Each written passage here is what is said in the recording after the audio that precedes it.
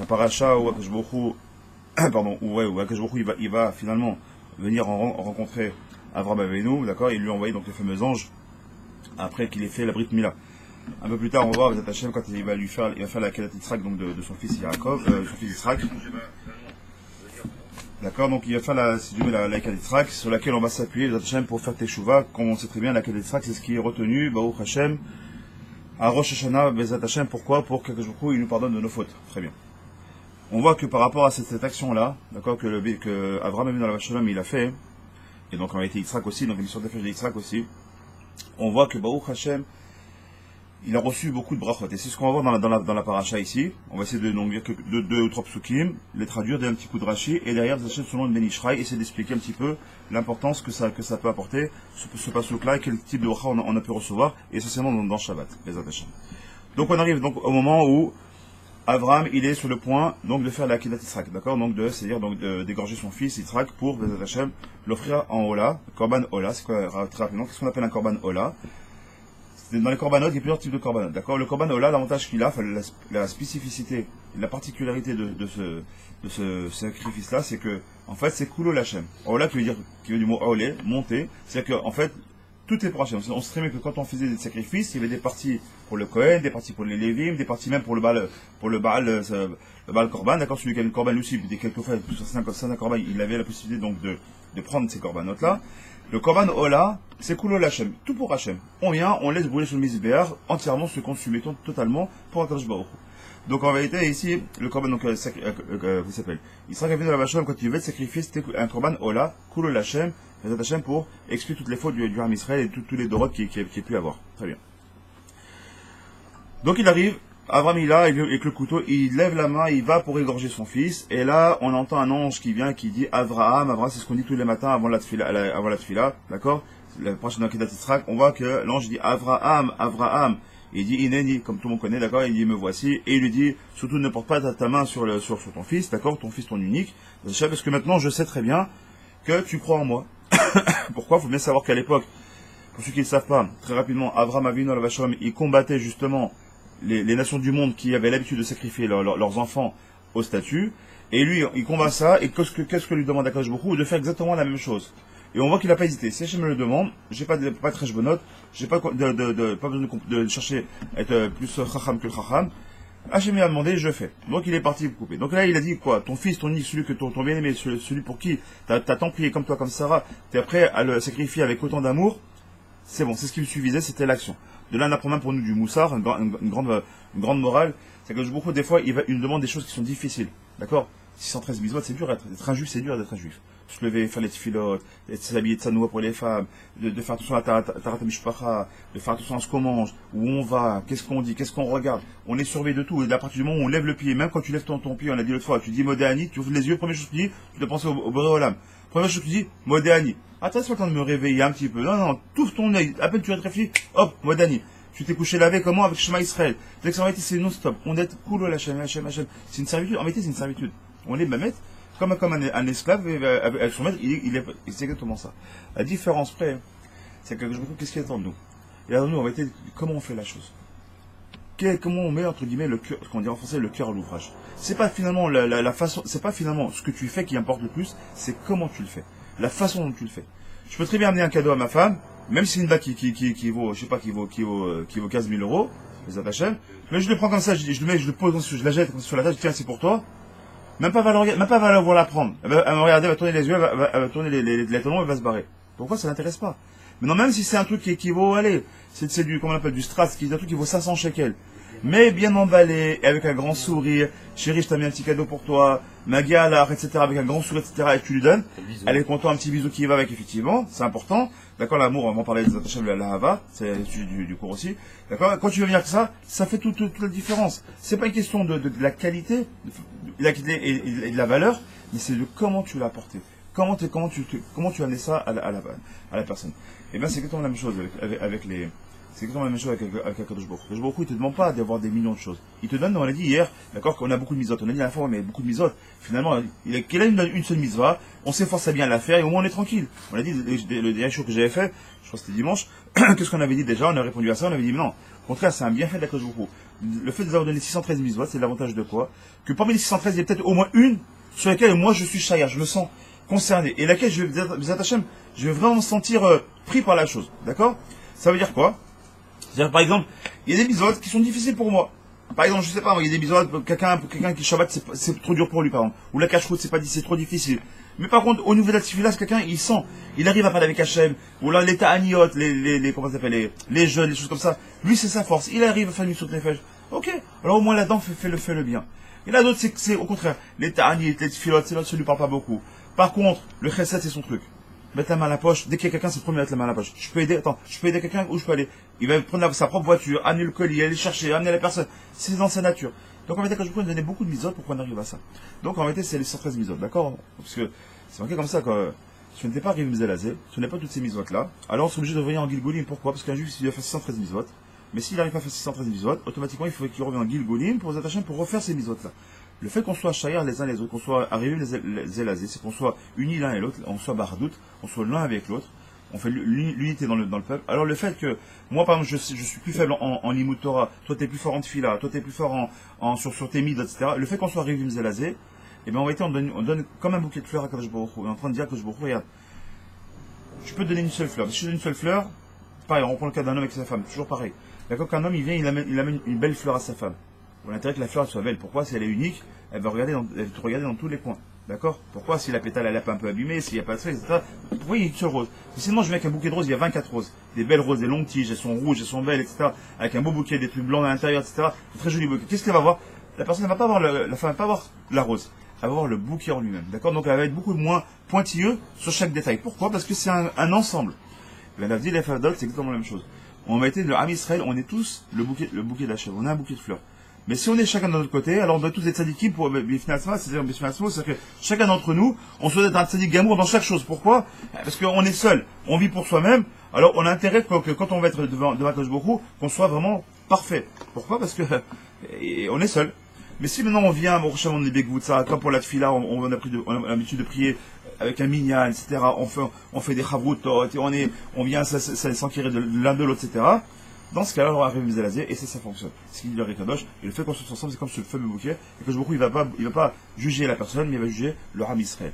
Et c'est pour ça qu'on dit que le Ham Israël, que Shim, quand le Ham Israël, il est Kadosh, pourquoi? Parce qu'on prend dans l'entité. Même si on est dans le prat, il y a des gens qui font mamash, qui font rien, ni Shabbat, ni Kashrut, ni Wallo, d'accord? Mais comme on parle de l'ensemble du Ham Israël, dans son entité Ham Israël, il est vers Rolam, et c'est ce qui regarde Hachem. Donc ça, c'était une première chose qu'on voulait dire.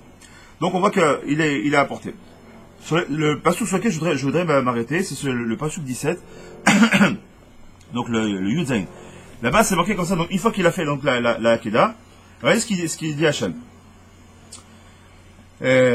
Ki barer avaricha ve'arba harbe et zarecha kekochave hashamayim ve'kachol asher al sfat hayam ve'yirash zacha et sha'ar ha'oivav. Donc il lui dit comme ça, et voilà que maintenant je te bénirai du grand bracha, d'accord, et je vais agrandir ta descendance, d'accord? Comment je vais agrandir ta descendance? Comme les étoiles du ciel et comme le sable qui est au bord de mer. Et ta descendance va hériter de quoi? De la porte de tes ennemis. On va essayer de comprendre ce que ça veut dire tout ça. Si on regarde Rashi par rapport à ça, c'est très joli. Il dit pourquoi la base d'Afrique, est-ce qu'il parle là-bas des étoiles comme qu'il y a dans le ciel? Il dit ça va dépendre. Si le Ham Israël il se comporte comme un bon juif, dans Torah Mizot, alors il est comparé comme quoi? Comme les étoiles du ciel. Est-ce que les étoiles on peut les atteindre? Non, elles sont trop loin, elles sont brillantes, elles sont belles à regarder, d'accord? C'est quoi? C'est le Ham Israël quand il est dans la Torah, il ressemble à quoi? Il ressemble à quoi aux étoiles? Il est nombreux, mais il brille et il est beau. Si maintenant, il dit, c'est le Rada qui ramène ça. C'est le Rada qui dit, mais si maintenant on se comporte mal, alors comme on est comme quoi? Comme le sable qui est à l'Esfatayam. On parle pas du sable qui est dans la mer, on parle du sable qui est en bord de mer. Et qu'est-ce qu'on fait quand on est en bord de mer? C'est un sable qui est foulé par le pied de l'homme, etc., qui finalement qui est chafel, qui est vers le bas, et sur lequel on met le pied. Là, on regarde, c'est un regard vers le haut. Waouh, c'est quelque chose de brillant, qui est beau, qui est inatteignable. L'autre, au contraire, c'est quelque chose qu'on va piétiner, qui est insignifiant, qui est par terre, et qu'on regarde pas. Donc, ça veut dire qu'on sera nombreux des deux côtés, c'est une bracha. Mais arba arbe, il y a ce qu'on appelle un kaful lachon ici. Pourquoi? Pour te dire attention. Ça dépend de comment tu vas te comporter. Tu te comportes comme il se doit, qui date Moshe Israël, alors tu seras comme une étoile. Sinon, malheureusement, tu seras comme le sable de la mer. En soit, quand c'est ce qu'il nous dit ça. Et après, il dit, Bezat Hashem, et si, Bezat Hashem, on arrive à se comporter comme il se doit, alors même, on aura la bénédiction de qui? C'est pas ce qui va suivre, on aura la bénédiction de tous les peuples du monde. Les nations du monde, c'est eux qui nous béniront. Pourquoi? Si on se comporte comme il se doit. Ça, jusque-là, c'est la paracha, donc dans les mots, d'accord, je répète, d'accord, donc je te bénirai, d'accord, une grande bracha, d'accord, je vais agrandir ta descendance, comme les étoiles du ciel, comme le sable de la mer, Hashem, et ta descendance héritera donc Hashem de la part de tes ennemis, c'est-à-dire que tout ce qui aujourd'hui appartient à tes ennemis, même ça finira par t'appartenir. Ça, c'est ce que dit la Torah, bon. Maintenant, comme on a dit, on va attaquer Hashem, le Ben Ishraï Kadosh. Vous savez que le Ben Ishraï Kadosh, avant de donner des halachot, il y a toujours une akdama devant, d'accord, qui prend en fait une partie de la paracha, en l'occurrence le passouk que je viens de sortir, et de cette paracha-là, ce passouk-là, ils vont en sortir, lui, une idée pour en faire une halacha. La différence qu'il y a entre la halacha du Ben Ishraï et beaucoup d'autres poskim, notamment le Rav Ovadia par exemple, d'accord, c'est que le Ben Ishraï va toujours donner un côté ésotérique à la halacha, d'accord, c'est donner un piquant supplémentaire à la halacha pour aller un peu plus loin que le simple halacha. Alors on va vous attacher avec l'aide de Dieu. Allez, on a une petite demi-heure, ça devrait suffire, vous attacher pour faire ça. Allez, on se lance. On reprend le passouk. Ki barecha varecha va arba arbe et zarecha kochave hashamayim vekachol asher atzfat hayam. Il dit comme ça, première chose qu'il dit, le Ben Ishraï Kadosh, il dit quoi? Alashon kafoul amechupal. C'est-à-dire qu'il est, à chaque fois, il est redondant. Kafoul, c'est-à-dire deux fois, d'accord? Kafoul, c'est un couple, d'accord? Kafoul, on dit à chaque fois, effectivement, barech avarecha. On voit deux fois le mot barour. Ensuite, arba arbe. Deux fois la notion de beaucoup et de nombreux. C'est la même racine. Ensuite, zacha, et ta descendance comme quoi? Quand on l'a dit, comme des étoiles, et aussi comme le sable. Ça peut suffire un seul, d'accord? Et ensuite, il dit quoi? Ezo. Donc on voit qu'à chaque fois il y a un kafou de la chaîne, et à chaque fois il y a une redondance pour chaque fois. Et donc Ben Ishraï, c'est sûr que lui, il dit, attends, si la Torah, elle lui dit, alors on sait que la Torah elle est avare de mots, la Torah écrite comme la Torah orale d'ailleurs, d'accord, elle est toujours avare de mots. Si elle rajoute des mots, c'est pour t'enseigner quelque chose. Donc si ici la Torah dit deux fois la même chose a priori, c'est pour t'enseigner quelque chose. C'est ce qu'on essaie de comprendre. Il dit comme ça, avec l'aide de Dieu, qui a doua. Il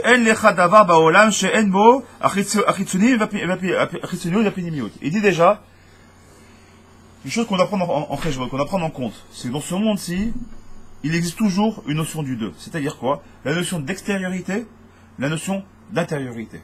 D'accord? Il y a la partie extérieure, la partie visible, et la partie intérieure, la partie qui est invisible. Le côté niglé, le côté découvert, et le côté nistar, le côté caché. D'accord? La Torah elle-même. La Torah elle-même, d'accord, qu'on sait très bien, avec la fameuse Torah du Aleph, dont on a beaucoup parlé avec la paracha de Bereshit. Bereshit est aussi noir. On sait très bien que la Torah commence par Bereshit, avec la lettre bête, parce que la lettre Aleph, elle a été gardée pour la Tilavou, Bezat Hashem, ou pour nous, Bezat Hashem, après 120 ans, quand on s'en va au Olam Haemet, on va étudier la Torah du Aleph, c'est-à-dire la Torah du Nistar qui parle que d'Akadosh Baruch Hu, du dévoilement du divin.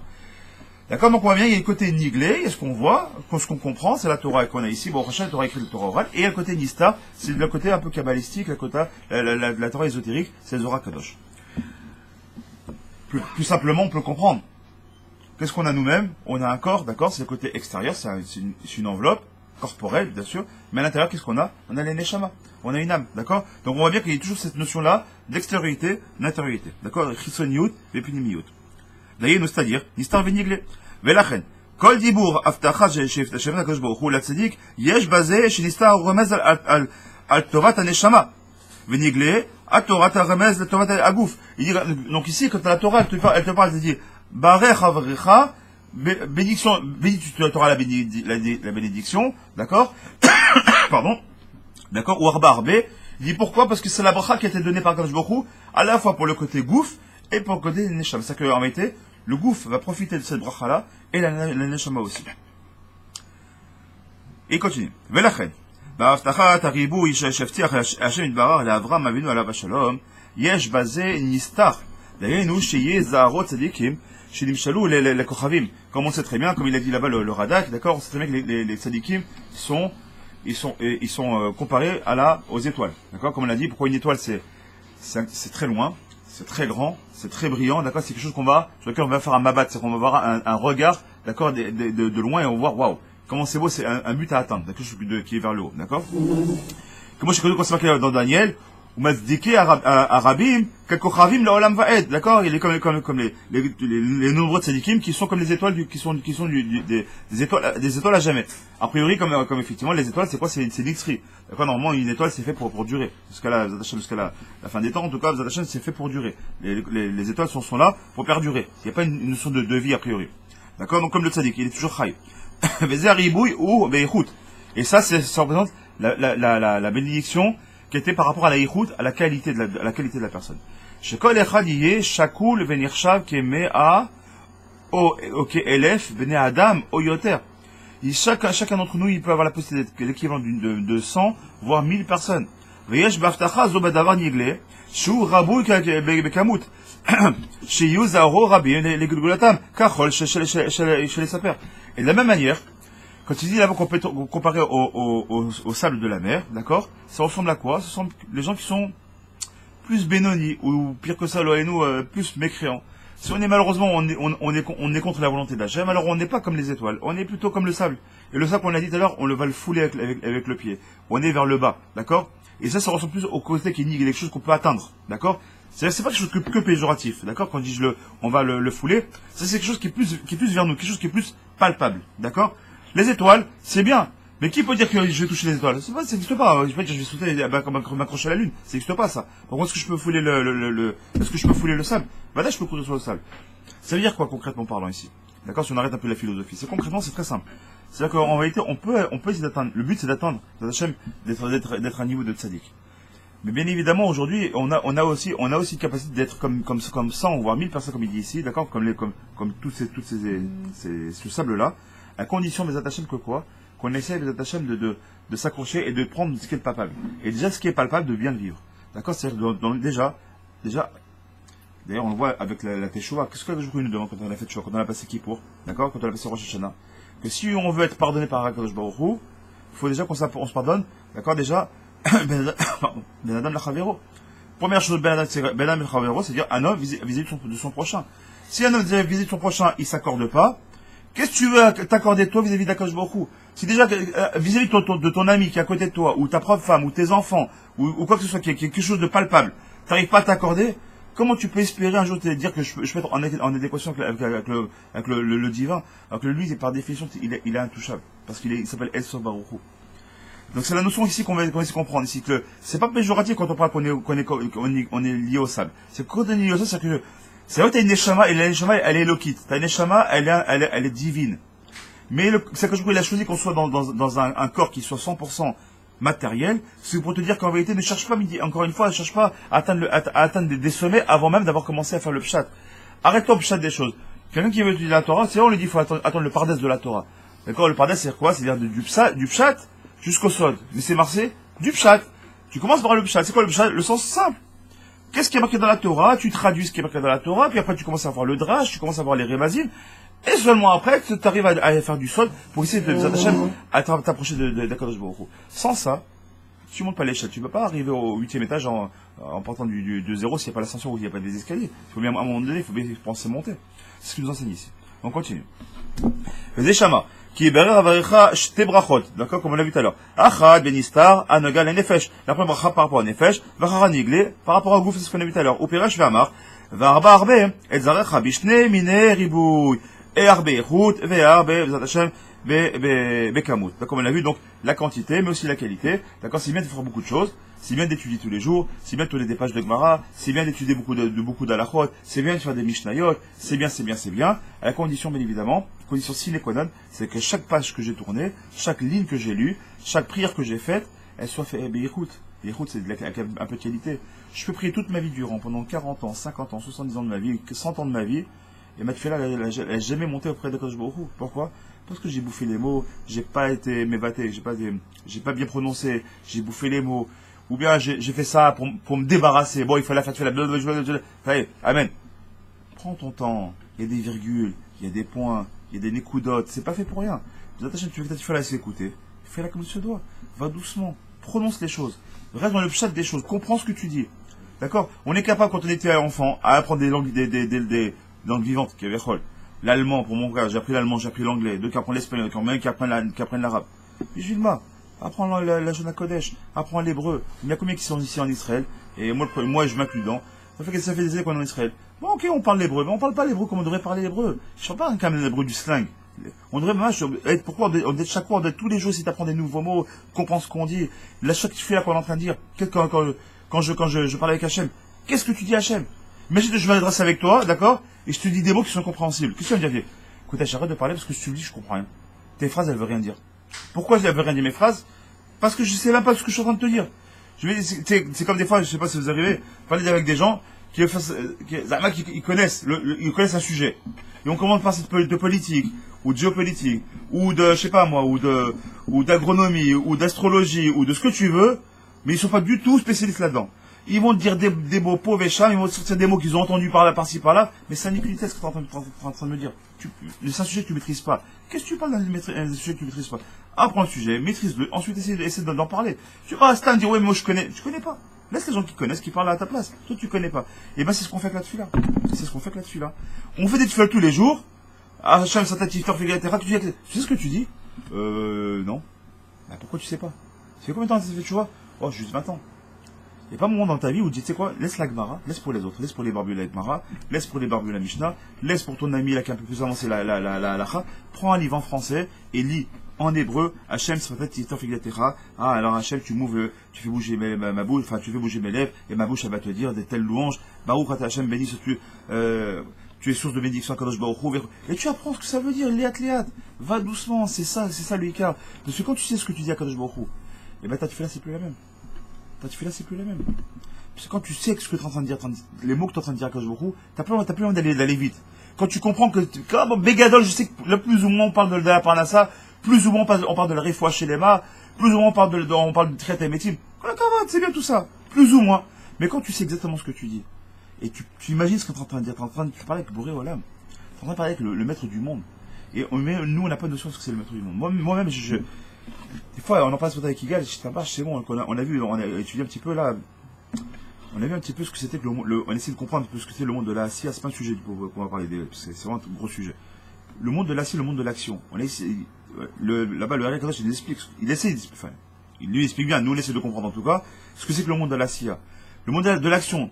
Mais il est tellement grand qu'à notre niveau, c'est un monde qui est sans fin, à notre niveau. Et on te dit l'applicable, ce monde-là qui est le monde de la SIA, c'est un tout petit monde par rapport au monde des anges, qui est le monde de la Yitzhira. Kilomètre, un tout petit monde par rapport au monde de la Bria, le monde des Neshamot et de la Torah. Kilomètre, un monde encore qui est extrêmement petit par rapport au monde de l'émanation, qui est le monde de la Tzilut. Je te disais, t'as bien, avant d'aller trop loin, et après il y a Dab Kadmon, imagine ce que c'est que Gajbourou, tu peux imaginer, parce que Gajbourou, cette Sorbarou, c'est inimaginable. C'est pour ça d'ailleurs qu'on connaît qui disent qu'il ne faut pas étudier la Kabbalah si t'es pas à un certain niveau et même à un certain âge. Pourquoi? De peur que tu deviennes coffre. C'est tellement grand que c'est impossible. Donc en fait, ça n'existe pas. Ça, tu peux être capable de shnia, d'être coffre bakol, c'est-à-dire de tout rejeter. C'est impossible. C'est Dieu qui est tellement grand.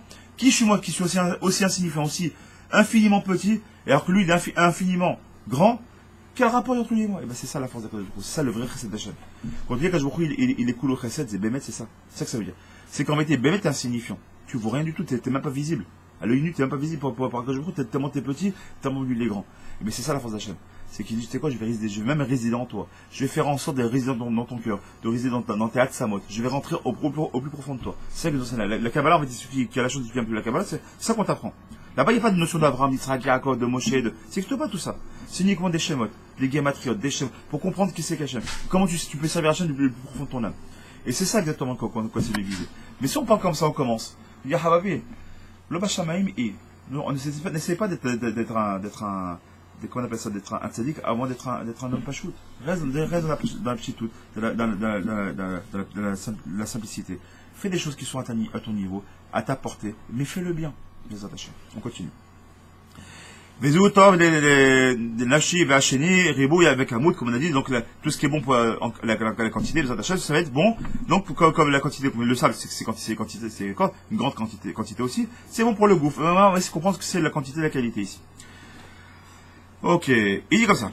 De la même manière que vous êtes Hachem, on peut. Il dit pourquoi? Il dit alors l'importance quand même, parce que je veux revenir sur un point qu'on a vu ce matin, sur l'importance de ce fameux là-bas, c'est bien marqué qu'on va être comme le sable qui est al-Sfat Hayam. C'est quoi le sable qui est al-Sfat Hayam? C'est le sable qui est en bordure de mer.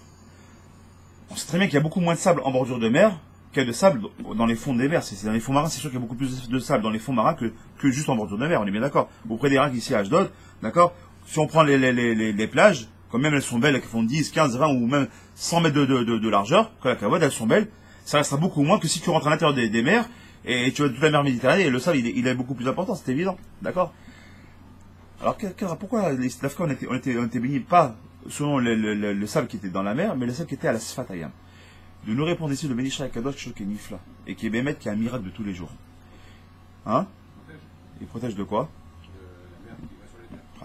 Mais ça, c'est quelque chose qui en été, si on y réfléchit un tout petit peu, qui est mamash, qui est Me'alateva, qui est là au-dessus de toute nature, qui est un miracle qu'on vit tous les jours. Les mers pourraient largement submerger la terre des centaines de fois, si c'est pas plus. C'est très simple. Aujourd'hui, on n'arrive pas à voir les fonds des mers tellement c'est profond et qu'on n'arrive pas techniquement à aller au profond tellement il y a de la pression. D'accord? Donc on sait même pas vraiment, on imagine qu'on arrive à 10 km, voire un peu plus en profondeur, voire même beaucoup plus. Donc imaginez-vous la quantité d'eau que ça représente. Maintenant, toute cette eau-là, pourquoi, d'une façon naturelle, elle vient pas venir se déverser sur la mer? Quand je vois où il a mis ses seins, il a dit, tu sais, ce petit rôle là, cette bordure de sable qui est au milieu là, et ben c'est ça c'est ça la barrière qui va empêcher les mers de rentrer à l'intérieur des terres. Mais ça veut rien dire. C'est du ça, tu vois bien. Il suffit qu'un tsunami quand je dis à la mer, je te lâche un petit peu, vas-y, j'enlève la barrière, qu'est-ce qui se passe? Un tsunami c'est quoi? Une grosse vague de 50 mètres à peu près de hauteur, et ça fait des ravages jusqu'à des, je sais pas, de combien de centaines, voire des centaines faciles, au milieu des terres, et ça ravage tout. Mais ça ravage tout, ça écrase tout. Imagine-toi une vague de 50 mètres. Imagine-toi, même si la mer entière, elle s'élevait avec deux versets. C'est incompréhensible. Il dit, tu sais pourquoi Dafka, le Ram Israël était, c'est eu cette bracha-là? Parce que le Ram Israël, c'est ça. Pourquoi la mer va dépasser? Parce que ce chol-là, c'est-à-dire le sable, d'accord, qui est de la Sfatayam, c'est qui? C'est Ram Israël. Alors c'est bien, pour ça que je dis, c'est pas simplement d'un côté péjoratif, au contraire. C'est quand on fait Torah Bizot, on empêche tous les dégâts dans ce monde-là. C'est quand tu vois finalement quand il y a des dégâts des eaux comme ça qui se passent, quand la mer elle suit pas là ce qu'elle suit, ou quand il y a un tremblement de terre, la terre elle sort de ses gonds entre guillemets, elle sort de sa nature d'être calme, c'est que le Ham Israël il est pas bien, parce qu'on est les chômeurs de tout leur Ham, toutes les nations du monde. On est la notion du monde. C'est qu'en fait c'est une bracha qui est magnifique, parce que cette bracha ça veut dire quoi? Qu'on est capable nous-mêmes d'être une barrière contre tous les ravages. C'est pour une barrière même pour les nations du monde. Et c'est pour ça que l'insu du Passouk, c'est quoi? Et que les ports, on sera baigné par qui? Enfin, les nations du monde elles-mêmes. Il faut qu'on se comporte comme des bons juifs.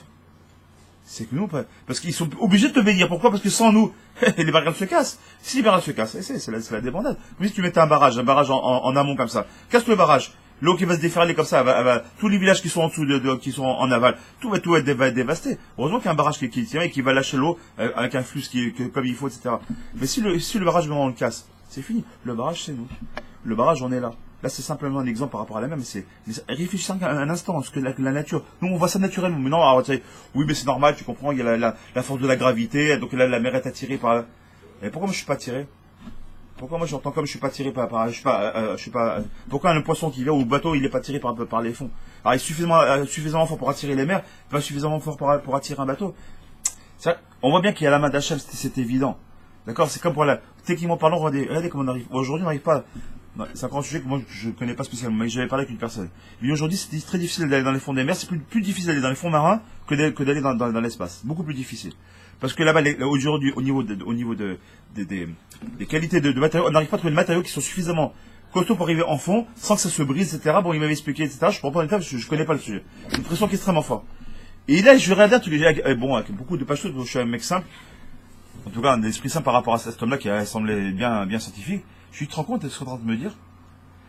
On est bien d'accord, on a quand même atteint des fonds marins qui sont assez, avec certains sous-marins qu'on est capable d'aller en profondeur. Il y a des sous-marins sans habitants, comme des capsules qu'on a envoyées vers le sud. Pour prendre des vidéos, des machins, etc., des photos.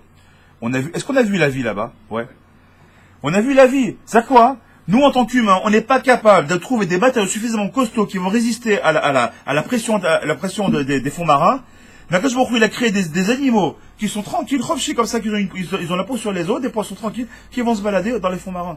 Et qui arrivent à voir, alors que là-bas, il n'y a même pas de lumière, qui arrivent à se déplacer sans même avoir un soupçon de lumière, alors que c'est le nord total, les ténèbres les plus totales. Imaginez ce que ça veut dire. Moi, c'est une parenthèse personnelle pour nous dire combien on va été, si on réfléchit un petit peu à la nature des choses, mais que je vous combien il nous fait du chesed. Et il continue, mes attachés, il continue par ça, il dit comme ça. Et il dit comme ça, la Gemara Ta'anit, de la même manière que le monde ne pourrait pas tenir s'il n'y avait pas des vents, d'accord, ce qui c'est la Gemara là-bas, dans Ta'anit, là-bas, il dit, c'est de la même manière, s'il n'y avait pas les quatre vents dans les quatre coins du monde, d'accord, s'il n'y avait pas les vents, la terre, elle serait séchée à la Makom. Il ferait trop chaud dans la terre, d'accord, le masgan de la terre, c'est les vents. Quand il y a du vent, c'est le masgan de la terre. Il y a toujours du vent, faut savoir. Comme il y a toujours le tal aussi, il y a toujours la rosée. C'est obligatoire, ce qu'il dit la Gemara Ta'anit. Sans ça, là, il n'y aura pas de vie sur terre.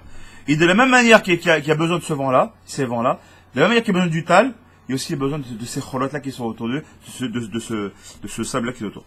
Woshamanu, she'en lecha davar she'en bo, chitzonim opinimiyut, qui kolze mitzvah yeshba, chitzonim opinimiyut. Ah, maintenant ça nous intéresse plus, d'accord, pour ceux que j'ai peut-être fait un peu saouler, maintenant on va essayer d'entrer dans quelque chose d'un peu plus, entre guillemets, terre à terre. Et il te dit, de la même manière maintenant qu'on a parlé de chitzonim opinimiyut, d'accord, dans la chose, donc d'extériorité et d'intériorité, il dit le Vishra, mais dans la mitzvah c'est la même chose.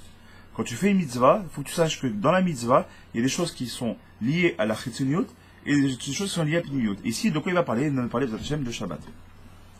Il dit comme ça. Vechen, ou a mitzvah Shabbat, a chitzonim b'sheba, ou onek Shabbat à nigle.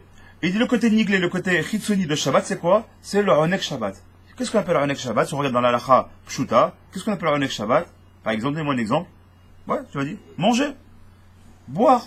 D'accord? S'habiller, tout ce qui est aspect extérieur, d'accord? C'est le Sefer Onek Shabbat, mais d'un côté, Chitzoni, c'est juste, c'est l'extériorité du Shabbat. Mais c'est un Onek Shabbat, c'est comme ça. C'est quoi Onek Shabbat? C'est l'extériorité du Shabbat. Et il continue le Veishra, il dit quoi?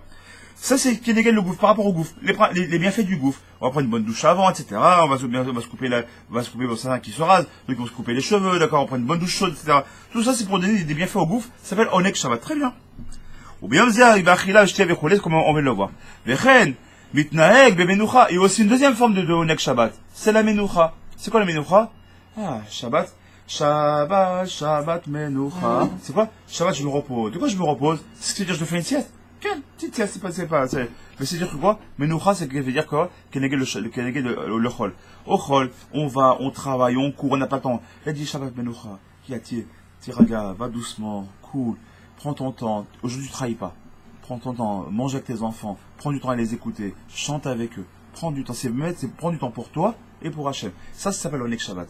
Un, on l'a dit. Premier niveau de Nek Shabbat, c'est par rapport à l'achil, à la shtia, les habits, etc. Deuxième, c'est la menucha. Donc ça reste toujours au niveau du niglé, au niveau du gouffre. Très bien. Shovet mimikol amelacha, vosek geshmi. D'accord? C'est ce qu'on vient de dire. Vecholze ou niglé. Tout ça, c'est ce qu'on appelle le niglé, le côté, donc, dévoilé. Maintenant, la pnimiyut, c'est quoi le côté maintenant intérieur de Shabbat? Il dit c'est quoi? Ou oneg, donc si oneg Shabbat, mais c'est de quoi? Oneg, pas la gouffre, oneg du nefesh, donc au niveau de la neshama, c'est quoi?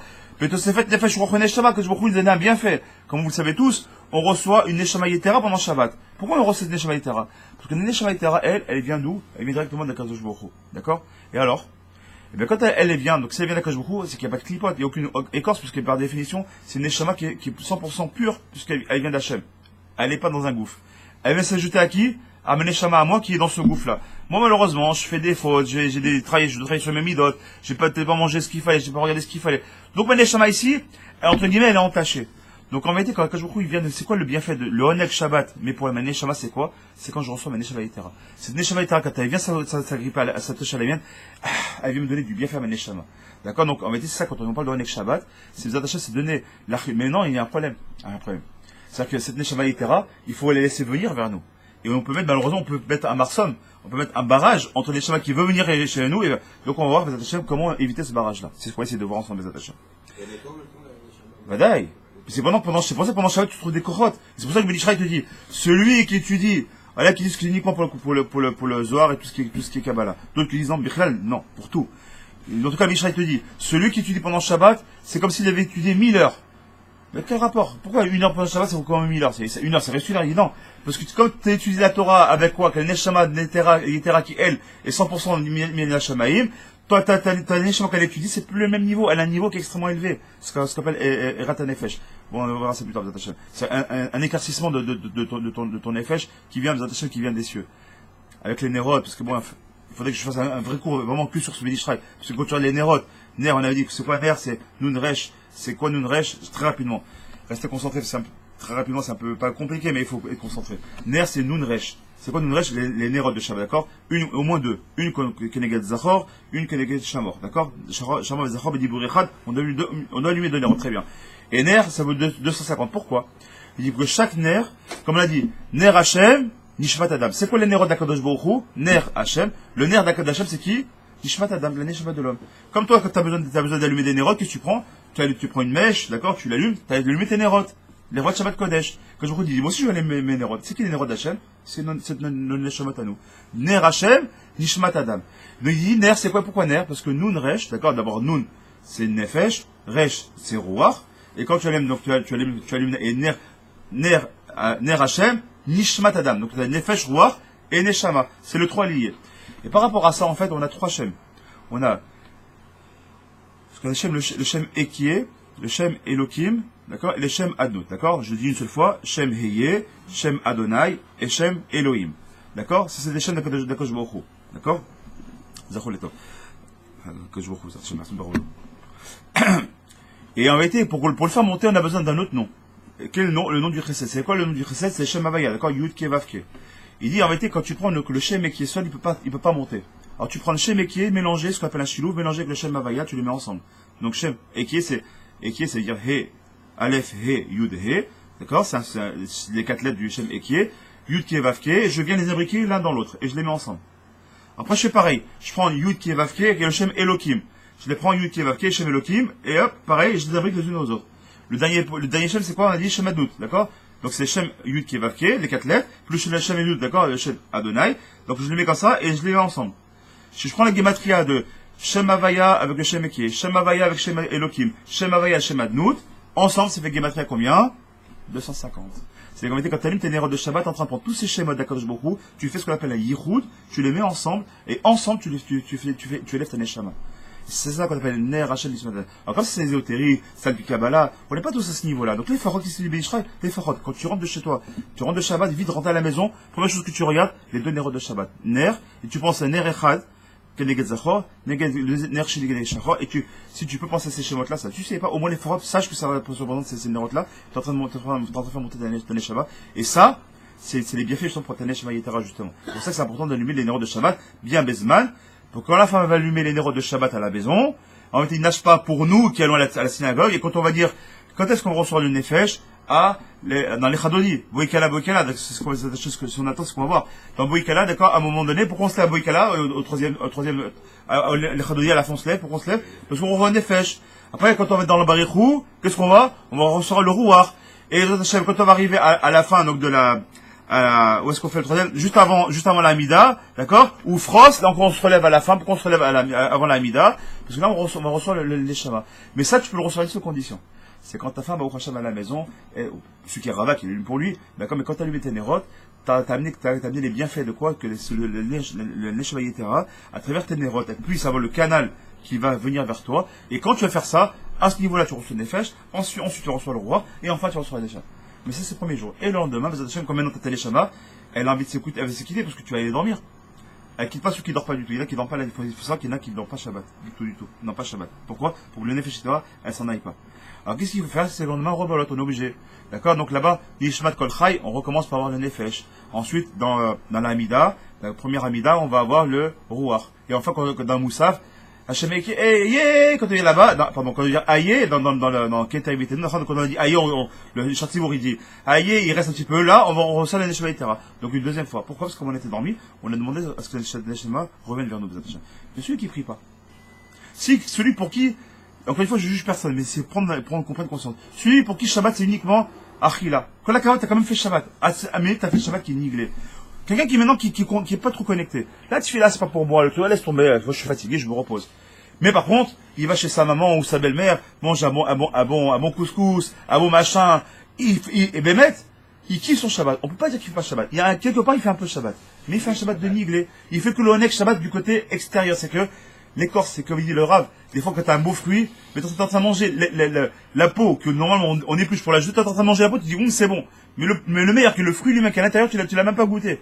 Donc, malheureusement, le goût de Shabbat, celui qui fait pas Shabbat, pour lui, c'est juste manger, boire, c'est bien, mettre un petit costume et rigoler avec ses enfants. Quelqu'un, c'est déjà pas mal. T'as un côté de Shabbat quand même. Mais t'as que le côté niglé, c'est dommage. T'as que le côté extérieur, t'as que l'écorce, t'as goûté que l'écorce. Mais la pnimiout, tu l'as pas du tout. Parce que si tu as la pnimiout, il faut une neshama yetera, et pour ça, elle malasot. Il faut les néros, il faut faire Shabbat, il faut venir à la tfila, il faut faire avoir un fémigvé, etc. On continue. Je sais pas si vous saviez ça.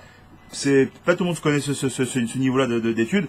Mais c'est bien de savoir un petit peu d'aller un petit peu plus loin. Quand on a dit, on a parlé du Pardes, c'est bien d'aller chercher un petit guillemets, à notre niveau bien sûr, mais d'essayer de toucher, de titiller un peu le sod pour essayer de voir un peu la mético de ce que c'est que Shabbat. C'est pas simplement c'est un Shabbat comme un autre. Au contraire, il faut savoir quel bienfait on a pour notre Neshama. Donc il continue comme ça, il nous dit. Ou anag nefesh, ou betosefet nefesh, ruach ou neshama, comme on vient de le dire, d'accord, chez le Kedushat Shabbat.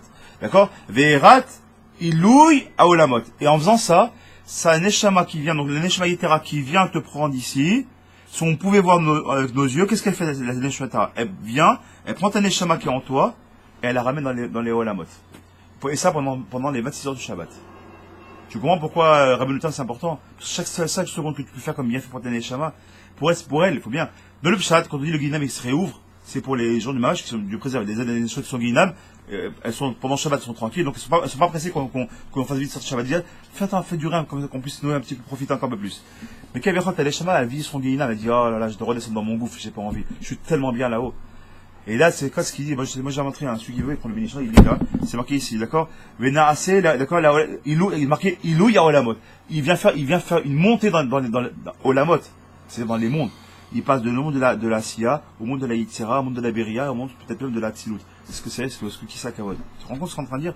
Ta Neshama, grâce à Shabbat, quand tu fais Shabbat, Malketa, Shabbat, d'accord, mais Kidchata, ça veut dire, selon les halachot, c'est-à-dire, pas d'ivri cholin, étudier un petit peu, manger comme il se doit, faire des chants de Shabbat, etc. Quand tu fais tout ça, ça s'appelle Chaim. On va le voir, B'ezrat Hashem. J'essaie d'avancer un peu plus vite. Allez. Il dit comme ça, donc, il fait comme ça, il fait des zivougi et mamidot, il fait un zivoug là-haut, c'est un zivoug, c'est ce que c'est un zivoug, c'est un couple, d'accord? Vechol zehu, nistar, et tout ça c'est du côté nistar. C'est le côté caché, donc ça veut dire que c'est le côté de la pnimiout comme on l'a vu tout à l'heure. Rappelez-vous, je sais pas, ceux qui nous regardent, par chez qu'on retraduire, d'accord, le nistar c'est le côté de l'intériorité, d'accord, et le niglé, le découvert, c'est le côté de l'extériorité, d'accord. Donc tout ça, on n'a pas tout ce qu'on vient de dire là, c'est du côté de nistar, c'est-à-dire à partir du moment où on donne ma mâche une présence à Neshama Yetera. Ou basé, Yuvan, mais c'est des chemins, il dit mais non, c'est compréhensible avec l'aide de Dieu, que quoi, que le temps, je sais quoi, je suis omrim bekabat à Shabbat, non, alors pourquoi on dit boïkala, on dit qu'est-ce qu'on dit? On dit boïkala, combien de fois on dit boïkala? Boïkala, Boïkala, on dit 3 fois Boïkala. Il dit pourquoi on dit 3 fois Boïkala? Là, t'es pas loin. Tu parles pas assez fort des choses ton temps. On a dit, parce qu'on avait eu un peu avant, on dit que tout l'ignan, c'est de Marshava, Dibur Vemarsi. Ça marche toujours comme ça. Marshava, Dibur Vemarsi. Il dit maintenant, ce qu'on a dit tout à l'heure, il y avait 2 niveaux du niglé et un niveau du nistar. D'accord? On a dit le premier niveau du Onek Shabbat, c'est par rapport à la Achila, la Shtia et tout ça. Deuxième niveau, du Onek Shabbat, c'est la Menoucha, le fait de ne pas travailler, de rester tranquille, être cool pour Shabbat. Le troisième niveau, on a dit c'est le côté Nistar, le côté caché, là c'était par rapport à la Neshama. Les 2 premiers Boïkala, t'as remarqué qu'ils sont. Oui, le livre que j'avais là, justement, j'avais le livre, non? Tu l'as rangé le livre? Si, le livre marron qui était là. Le Sidon. Ah, tu m'as dit. Ah, je t'ai dit, il fallait pas prendre. Je vais te chercher. Ah, c'est bon. Merci. Allez. Fort bien arrivé. Quand on dit, regarde, très rapidement, quand on regarde dans les Chadodi,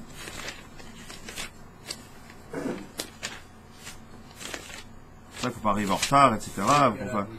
Allez, qu'est-ce qu'on dit? Boï Bachalom, viens, Béchalom. Alors, mais ça, j'ai tellement envie de vous dire là, je ferai un show de 4 heures là, si je peux. Ce mot Béchalom, le mot Béchalom ici, il vaut 378. Ça, on l'a fait ensemble.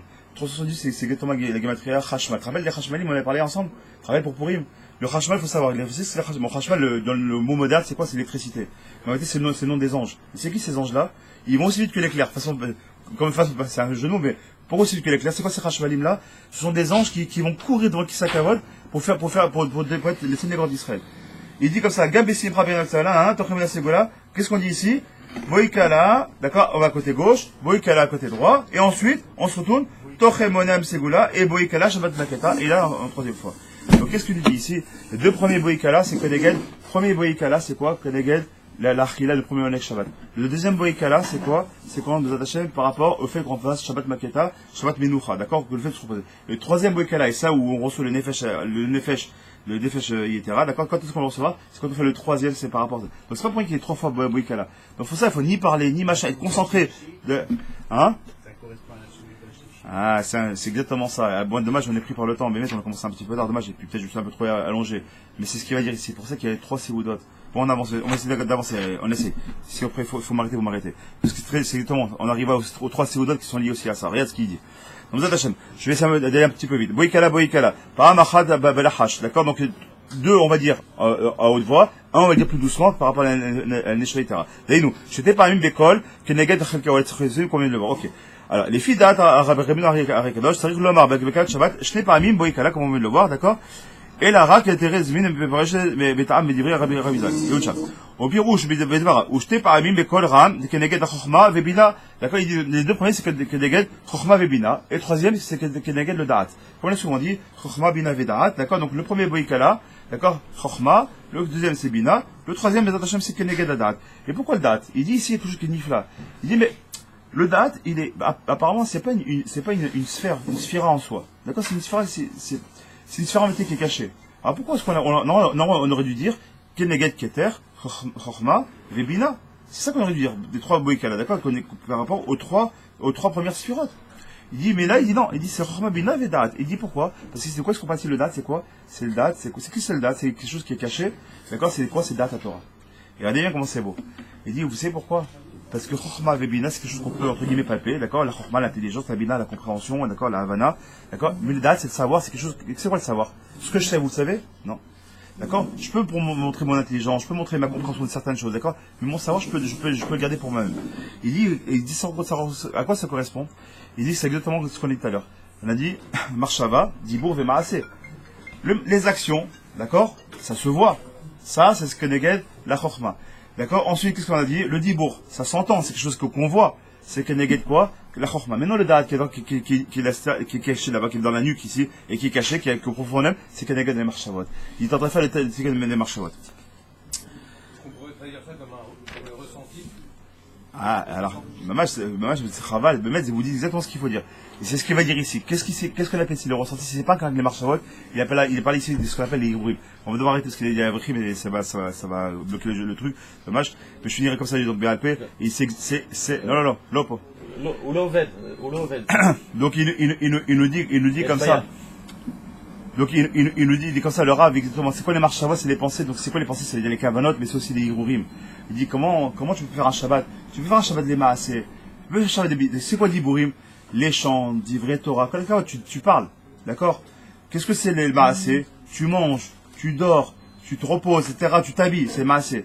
Et il dit maintenant les Hibourim, c'est quoi? Celui qui a des pensées de Chol.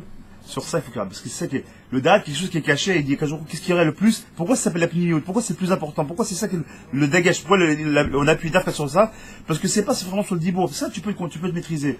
Même si tu parles, quand il te dit, ce que tu dis, c'est d'ivrei Chol, arrête. Une action qui est pas, on a les lois de Mouk, c'est pourquoi? Pour nous mettre des barrières, pour nous empêcher que nos actions, elles débordent. Mais nos pensées, nos hirurim, tout notre réveil, tous nos désirs de l'intérieur. Qui c'est qui peut les commander si ce n'est que nous-mêmes? Il dit, fais attention, c'est justement ça qui est. Et exactement, il dit, donc la première, je vais d'aller vite. Il dit, donc la première, c'est quoi? C'est Keneged quoi? C'est Keneged, la Seuda Rishona. La deuxième, c'est la Seuda Shnia. Et la troisième, donc le Da'at, c'est Keneged quoi? La Seuda Shit. Quelle est la Seuda la plus importante? La Shit. Il dit, pourquoi? Parce que c'est Keneged le Da'at. Après, il y en a des gématries qui sont très importantes. C'est dommage de les faire. Peut-être sur Abinider. Sinon, voilà, j'espère que ce petit Shabbat vous donne un petit éveil, un peu sympathique de Hachem, un petit éveil de ce Shabbat-là, que maintenant que le Shabbat, il ne soit pas un simple Shabbat, mais qu'on essaie de comprendre que, bien que notre bouffe profite, mais notre Shabbat profite aussi, qu'on a aussi pensé à elle. Déjà, avec un Shabbat, il se fait aussi par les Hirurim, par les pensées de Hachem. Shabbat Shalom les Koulam, les Lunishmat, vous avez toujours fait les Lunishmat. Alors. David Ben Boucha, Sarah Batester, Yosef Eliaou, Ben Rachma,